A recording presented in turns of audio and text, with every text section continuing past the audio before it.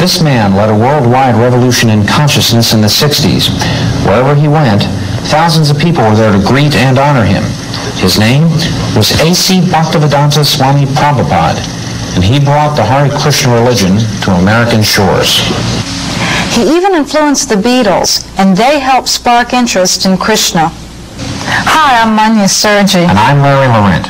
Today we're going to explore the life and character of the man who influenced the lives of millions and made Hare Krishna a household word.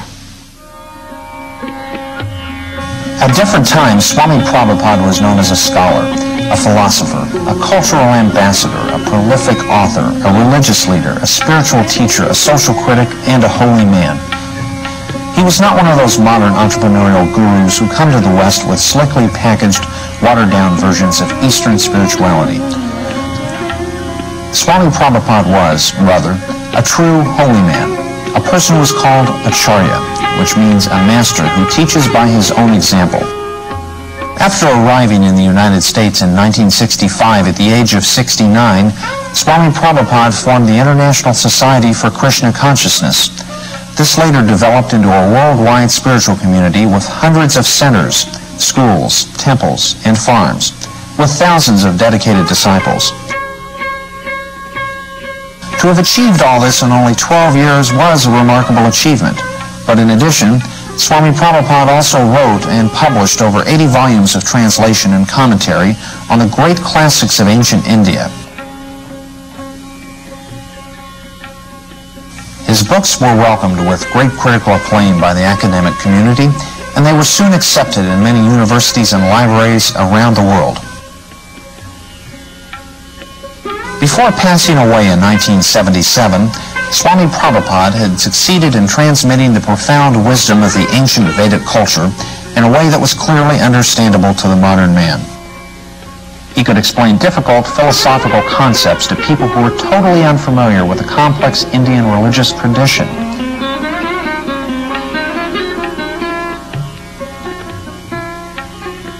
Between 1966 and 1977, Swami Prabhupada circled the globe 11 times. Whenever he traveled, he would emerge daily into the chill and quiet of the early morning, and he would take a lengthy stroll with an entourage of students, disciples, and guests. Swami Prabhupada also appeared very frequently on American television. Let's take a look at one of those interviews. You founded the Hare Krishna movement some 7 years ago in 1967, did you not? Yes. In a capsule, what is the movement? The movement is to awaken God consciousness of the human being. The human being is distinguished from the animals, that the animals cannot understand what is God. Mm-hmm. And if the human being also does not understand what is God, then he is enemy. I see. And so your movement is to bring about an understanding of God among human beings. Yes. And Hare Krishna means what? Hare Krishna means addressing the energy of God. Hare means the energy of God, and Krishna means God. Mm-hmm. Okay, you were here yesterday and to attend your annual festival that was held here in Golden Gate Park, and we were there too. And in fact, here it is. A few thousand people came out to hear it. How many people are now disciples of the Krishna consciousness movement? Dedicated life, about 10,000. About 10,000 dedicated in the ones. Western world. Mm-hmm. Your Grace, is there any significance at all in the shaved head? Why are heads shaved? We keep ourselves very clean, that's all. Oh, it's just a cleanliness thing? Yes. Is there any significance in the color of the robes? At least at the present moment, people think that by keeping long hair, it becomes very beautiful. I see. Yes. So we are against that. Just as simple as that. Is there any significance in the yellow robes? Yellow robe is the dress those who are dedicated. It could very well have been a blue robe. It's just something that was arrived at. This saffron. Your Grace, why do you feel that so many people are pulling away from the traditional religions in this country, such as Christianity and so forth, and going for the trying to understand the Eastern religions? We hear a lot of swamis and gurus and other type of yogi and so forth. Why do you feel that people are pulling away from the traditional Christian standards here? But we see that the Christian churches, especially I've seen in London, mostly closed. People are not interested, or the Christian leaders, they cannot make them interested. Why? Did Christianity fail the people, which is why they're turning to other things? Or? I think so. You say that Hare Krishna consciousness pretty much takes the absolute truths from the Bible, the Quran, the Torah, and the Vedic. Yeah, and everywhere. Everywhere. Religion means to understand God. I understand, but do you feel that in getting truths from various places like the Bible and the Quran and so forth, don't you run into conflicts at all or contradictions in those particular philosophies? No, I don't find any conflict, because the ultimate goal is God. So you have to understand God and try to love Him. So you can go through any religious process. If the goal is attained, that you understand what is goal, and you try to love Him, then your life is perfect. Why do we see so many of your followers chanting almost all the time? Chanting means to keep association with God always. So you have to audibly chant Hare Krishna? Yes. This is transcendental vibration. Just like a radio message, if you keep contact to the radio message, then you know everything what is going on outside. Similarly, this transcendental sound, Hare Krishna, if you chant, then you keep connection with God directly. Thank you very much, Your Divine Grace. It's been our privilege to talk with you and to meet you. Thank you. And hope that we can see you again when you return. Hare Krishna. Yeah. We'll be back with more news in just a moment.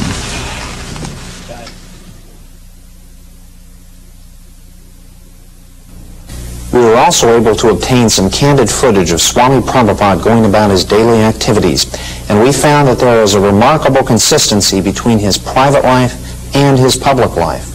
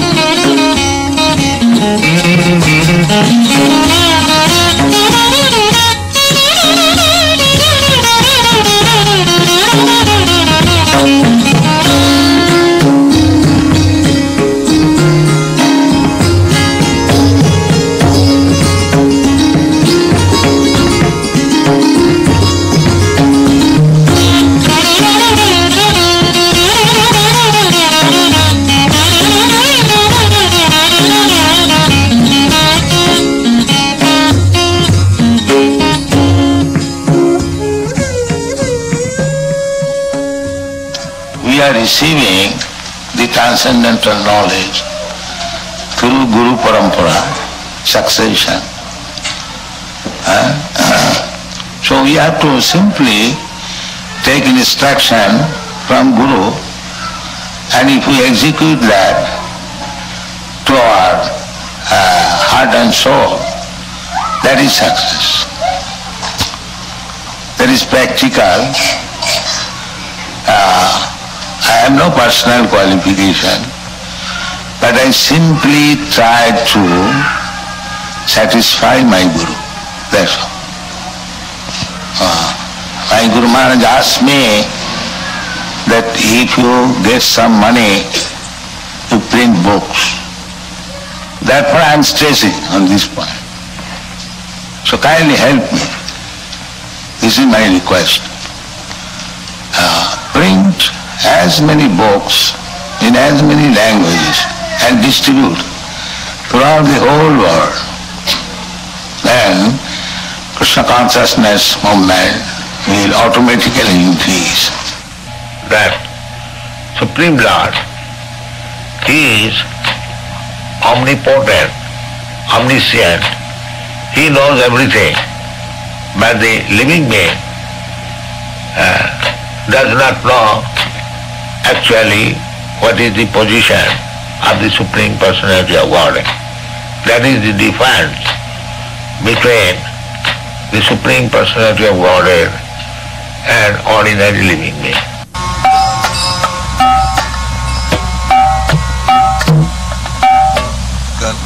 Just try. My father wanted me to become like this. Know everything, what is going on. He never wanted me to be a worldly man, earning money. He never wanted.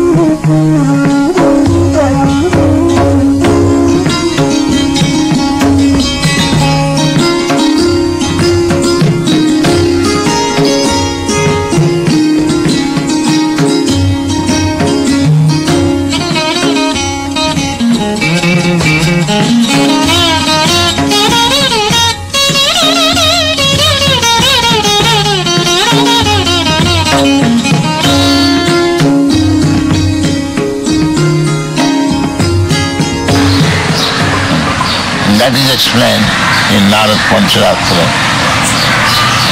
Sarvapadhi vinirmuktam tatparatrena nirmanam. Rishikena rishikesha sevanam bhaktirishya.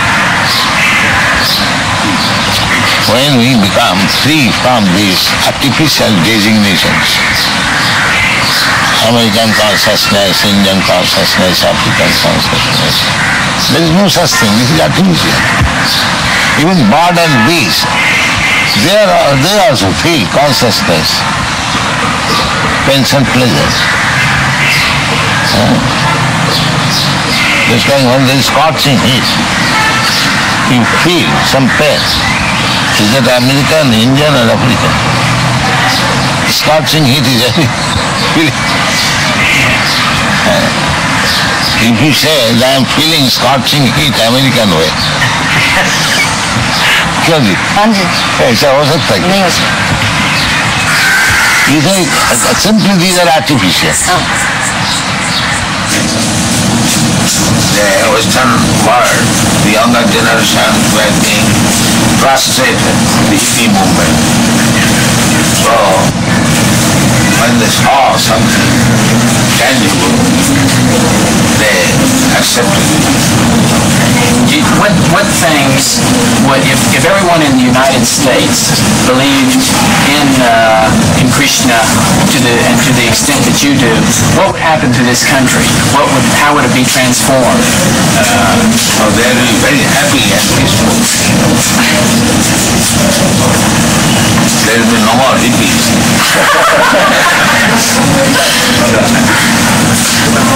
What would you describe as a hippie?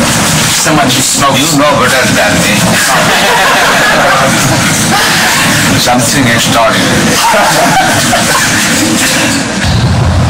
So you may love humanity, but because you do not love Krishna, therefore do not love the cows, you send them later on. So your love will remain defective. It will never be complete. And if you love Krishna, then you love in the small ant. You're not interested in to kill even an ant.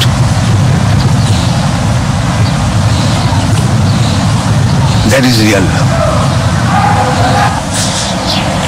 Now Gopal Krishna in India requested that BBT give him a loan of $160,000. In India, just during the Mayapur festival, he requested a loan from a US BBT for $160,000, which would be used to construct the second residence building. So how will you pay back? His plan was that the American temples would purchase rooms, and over a period of 4 or 5 years, they would pay that money back. So is that still approved by your divine grace? Yes, I know that. The only thing is that we will have to delay the loan, because for the next 3 months, all our money will be used to print these 17 books. Costable books, then loan. However, we cannot hold up printing, that is not possible. This you must always keep in view. We are not going to, the surplus money we are going to pay. Not that at the cost of stopping printing. You must always keep it. When you require money for printing, there is no question of loan attempt to do. This should be our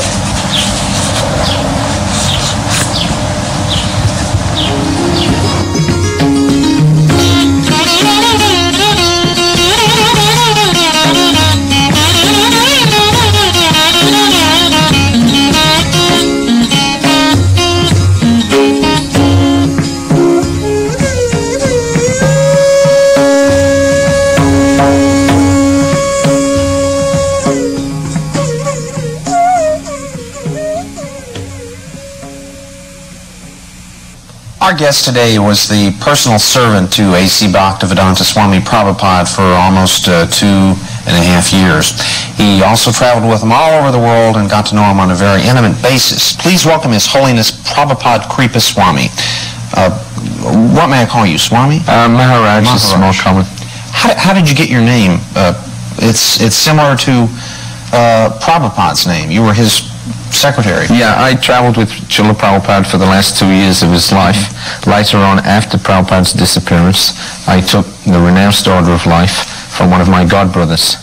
Because of my elevation in Krishna consciousness, due to that intimate contact with Srila Prabhupada, then I was given the name Prabhupada Kripa Swami, which means one who has got the mercy of Prabhupada. What was the one most striking thing that impressed you most about Prabhupada? The most striking thing, I think, was Prabhupada's tremendous compassion and determination to do something to help the suffering of the world's population. He had a very genuine desire to want to help others. This is the nature of pure devotional service. When one becomes a devotee and he becomes Krishna conscious or fully God conscious himself, then he has no problems for himself. He knows that at the end of this life he'll go back to Godhead, or he'll go back to the spiritual world. And even in this lifetime he experiences no real difficulties because his consciousness is fixed. But he sees that so many others, due to their ignorance of their spiritual nature, they are suffering. They're suffering from old age, they're suffering from disease, they're suffering from so many minor distractions, etc. And he wants to help them to be freed from their suffering. So the only ambition that a devotee has is to try to help others. And he becomes distressed if he sees others in distress. That's his nature. Did he reveal any intimate thoughts to you or any other GBC members? Everything that Prabhupada wanted to say, he put in his books. It's an open secret. It's not that Prabhupada just kept some knowledge or some ideas just to an intimate few. Those who were intimately connected with Srila Prabhupada got the same instruction as those who may have never even met Srila Prabhupada.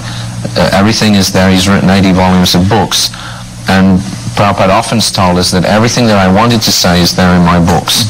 And anyone who has read those books thoroughly can become just as qualified. How many volumes again? Over 80 volumes. How long did it take him to write those? Prabhupada began seriously writing in 1960, and then when he came to the West in 1965, he began a very intensive program of writing. You worked very closely with him. Did he really write those himself? Oh, yes. When we were taking rest, that was when Prabhupada was up writing. I would give him a massage in the evening time, about 9-10 o'clock at night.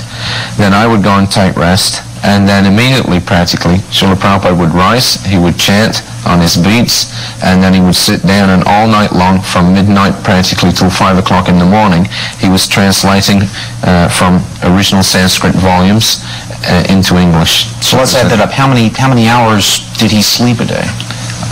Probably 3 or 4 at most. 7 days a week?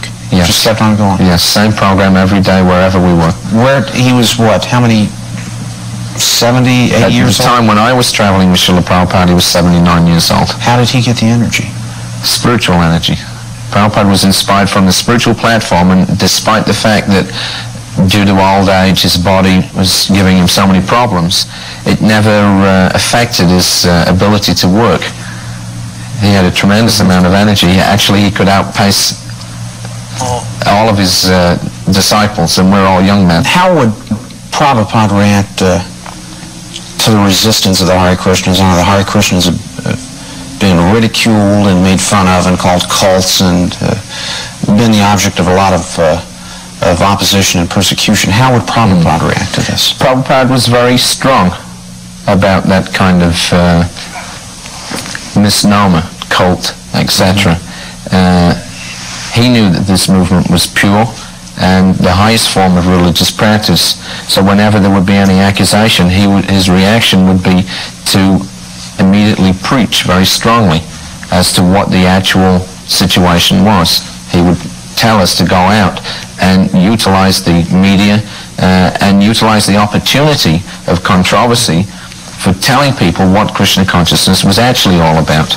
So he actually became very enthused sometimes when there was some controversy, because he knew that this is an opportunity, and he saw it this way. It was an opportunity sent by Krishna to enable us to become more prominent, to get more people's attention to Krishna consciousness and asking questions. This is one of the processes that we want people to ask about Krishna consciousness. So if there's a little controversy, we don't mind. Right. And Prabhupada was always very enthusiastic whenever the opportunity came to preach. Maharaj, there are a lot of gurus or spiritual leaders of some movements claim to be God. Did Prabhupada ever claim to be God? No, never. Prabhupada was very disturbed by these false claims, bogus people who claim to be the Supreme Person, but actually have no power that the Supreme Lord has. Prabhupada always made it very clear to us that his position and the position of any living entity is that we are servants of God. Krishna is all-powerful, omniscient, the humans are not the masters, and he was not the master. Yes, they were simply servants of the Supreme Lord. And the natural position for any living entity is to serve the Supreme Lord, Sri Krishna. Prabhupada was a very amazing man, working 18, 20 hours a day, 7 days a week. What was the one most amazing thing you've seen him do? The most amazing thing about Prabhupada was the way that he was completely unaffected by all of the adoration that he got from his disciples, from all of the material facility that Krishna supplied to him for spreading Krishna consciousness. The way that he was able to remain the same humble, simple personality. That was the most amazing thing. Prabhupada was not a man who was displaying, magical feats. He attracted us by his purity, by his simplicity, and by his genuine honesty and compassion. And that was actually, in this world, that is very amazing, to find a person who is actually pure, completely unmotivated, who simply wants to help you. And the more that we took advantage of that help from Prabhupada, the more help he wanted to give us. That was always very amazing. There was no flaw in Prabhupada's character.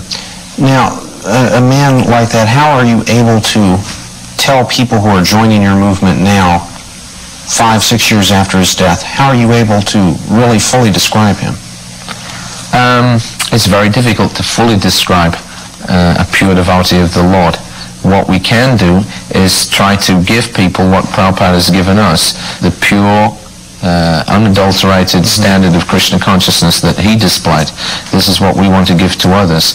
And then when people experience real Krishna consciousness, real God consciousness, they'll know something about Srila Prabhupada. Wish we could talk a few more minutes about Prabhupada, but we've run out of time, so I have to go back to the anchor desk in Manya. Dr. Stilson Judah is Professor Emeritus at the University of California at Berkeley. His field is the history of religion. We asked Dr. Judah to tell us about his association with Swami Prabhupada. The International Society for Krishna Consciousness is a bona fide movement. It is a movement which is actually older than that of Christianity. The worship of Krishna is one which is extremely popular in India. It is one of the great religions of India at the present time, as it has been throughout all of the years of history. One of the questions most asked by people is whether Hare Krishna is just a passing fad, or is it really here to stay? Next week we're going to try and get all the answers. Will Hare Krishna survive through the 80s? What happened to the movement after the passing on of their leader, Swami Prabhupada? And what kinds of worship do they have?